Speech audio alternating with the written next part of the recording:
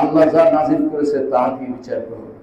একবার একটা বিচার করে দিন কোরআনের বিধান দিয়ে, দেখবেন শান্তি, অনাবিল শান্তি বিরাজ করছে।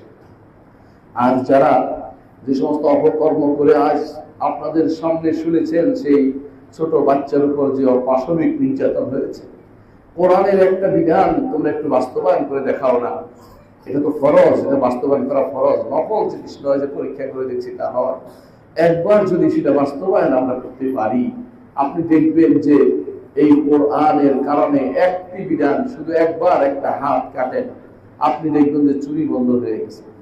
একবার এই সমস্ত কোরআন যারা এই কাজ করেছে, বেবিচার করেছে, তাদের উপরে কোরআনের বিধান দিয়ে একটা বিধান বাস্তবায়ন করে দেখা, দেখবেন যে তারা আর কোনোদিন, তারা নয় শুধু এই পুরো বাংলাদেশ থেকে এই আমাদের অপকর্মটা উদাও হয়ে গেছে।